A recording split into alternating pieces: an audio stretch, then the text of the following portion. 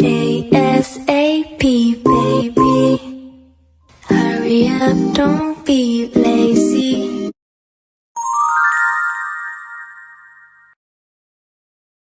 Halo teman-teman, kembali lagi bersama aku. Jadi aku di sini mau memaparkan materi yang berjudul 3 cabang pemerintahan. Di Indonesia sendiri mempunyai 3 cabang pemerintahan, yaitu yang pertama kekuasaan eksekutif, yang kedua kekuasaan legislatif, yang ketiga kekuasaan yudikatif.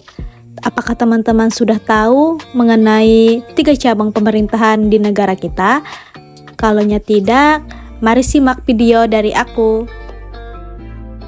Yang pertama ada kekuasaan eksekutif, adalah kekuasaan untuk melaksanakan undang-undang.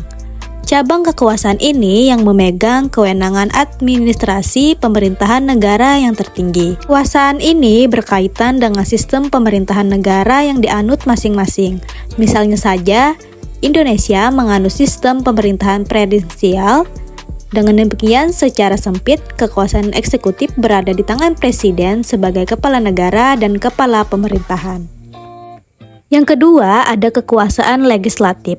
Berbeda dari kekuasaan eksekutif yang melaksanakan undang-undang, kekuasaan legislatif adalah kekuasaan untuk membuat atau merumuskan undang-undang yang diperlukan negara. Cabang kekuasaan legislatif adalah cabang kekuasaan yang mencerminkan kedaulatan rakyat, karena untuk menetapkan peraturan adalah wewenang dari lembaga perwakilan rakyat atau parlemen.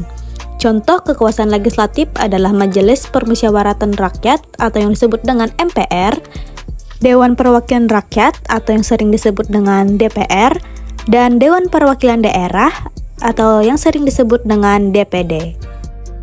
Yang ketiga, ada kekuasaan yudikatif.